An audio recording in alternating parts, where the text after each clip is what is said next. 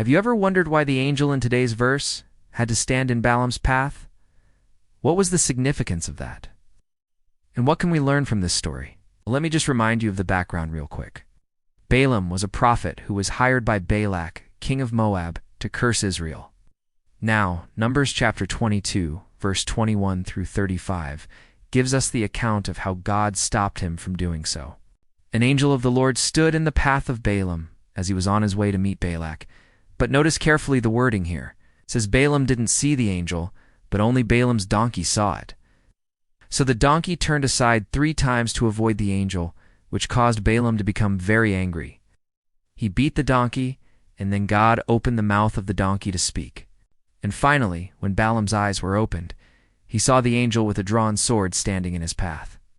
Now, the reason I asked the question I asked at the beginning of this video is because there are some lessons here for us.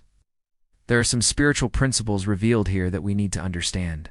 First of all, the fact that Balaam didn't see the angel standing in his path shows us that sometimes God has to allow things to happen in our lives before we see what's really going on. In other words, sometimes we have to experience something before we realize that it was divine intervention.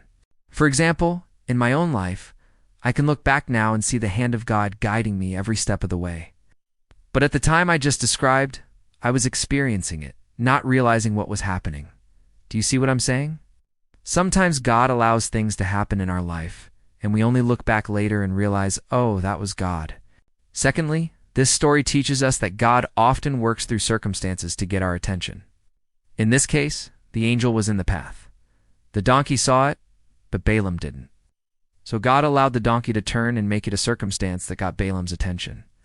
And what was that circumstance? It was that the donkey wouldn't go forward? That's all. The donkey wouldn't go forward, and that got Balaam's attention. And that's what we need to pay attention to in our life.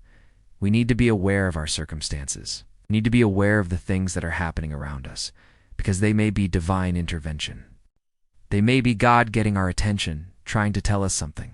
If we pay attention to those things, it could save us a lot of problems down the road. So whenever you're facing a circumstance in your life that you don't understand, remember God may be trying to get your attention. He may be trying to show you something. Are you listening?